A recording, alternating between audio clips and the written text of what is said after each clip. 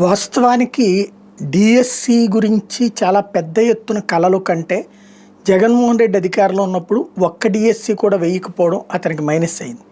Even Congress ప్రభుత్వాల హయాంలో డిఎస్సీలు వేసినవి తక్కువ, తెలుగుదేశం ప్రభుత్వ హయాంలో డిఎస్సీలు వేసినవి ఎక్కువ. ఇది వాస్తవం. అయితే 2014-19 మధ్యలో డిఎస్సి వేయలేదు తెలుగుదేశం ప్రభుత్వం. అంతకుముందు కూడా డిఎస్సిని ఓకే చేసి ఆ తర్వాత వాళ్ళది రిక్రూట్ చేయకపోతే జగన్ వాళ్ళని రిక్రూట్ చేసినటువంటి సందర్భం చూసాం.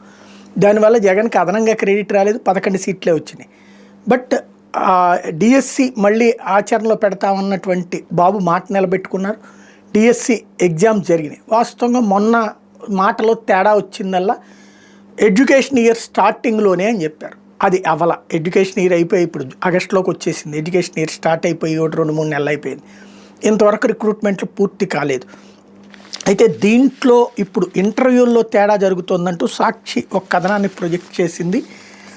డిఎస్సిలో డ్రామా గురువులకి గోడకొచ్చి కాల్ లెటర్లతో కేంద్రాల వద్దకు వెళ్ళిన వాళ్ళకి సర్కార్ టెస్టింగ్ షాక్ అంటూ డిఎస్సి పరీక్ష పారదర్శకత మీద అభ్యర్థుల సవాళ్ళకి సందేహాలు, రాత్రికి రాత్రి అభ్యర్థుల లాగిన్లో కాల్ లెటర్ల మాయం మీద పలు అనుమానాలు, వెరిఫికేషన్ కేంద్రాల్లో వెనక్కి పంపుతుండడంతో చేద్దాకా వచ్చిన కొలువు చేజారుతుందని గుండె బేజార్, మీకు వచ్చిన కాల్ లెటర్ చెల్లదండంతో ఏలూరు కేంద్రంలో హతాశుడైన ఓ అభ్యర్థి, రాష్ట్రంలో పలు కేంద్రాల్లో తొలి రోజు ఇవే దృశ్యాలు, 4 రోజులు గడుస్తున్న ఇప్పటికీ అభ్యర్థులందరికీ చేరని కాల్ లెటర్స్, 16,347 పోస్టులతో డిఎస్సి, ఇప్పటికీ 10,000 మందికే పిలుపులు, వేలాది మంది మెరిట్ అభ్యర్థులు తీవ్ర ఉత్కంఠ, అసలు ఎంపిక అయ్యారో లేదో తెలియని దుస్థితిలో ఉద్యోగార్థులు, అత్యంత పారదర్శకంగా సాగాల్సిన ప్రక్రియలో అడుగడుగునా డొల్లతనం, నోటిఫికేషన్ నుంచి ఎంపిక దాకా అంతా తెరచాటుగానే, గతానికి భిన్నంగా సీక్రెట్గా సెలక్షన్ లిస్ట్, 4 రకాల పోస్టులకు ఎంపికైన తొలుత ఇచ్చిన ఆప్షన్ ప్రకారమైన మెలిక, ఫలితంగా నష్టపోతున్న ప్రతిభావంతులు, గందరగోళం సృష్టించి గుట్టుగా పోస్టులు కట్టబెట్టే కుట్రలు అంటున్న అభ్యర్థులు అన్నటువంటి.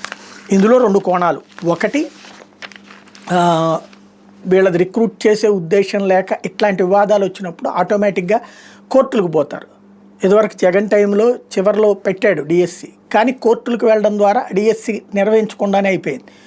ఇప్పుడు వీళ్ళు కోర్టుకు పోతే ఇక ఇప్పట్లో అవ్వదు.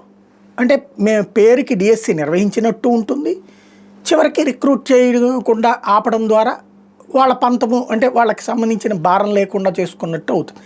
అదే లేదు, మన వాళ్ళని చేర్చుకోవడం కోసం, మన వాళ్ళకి మాత్రం పదవులు ఇవ్వడం కోసం ఇంత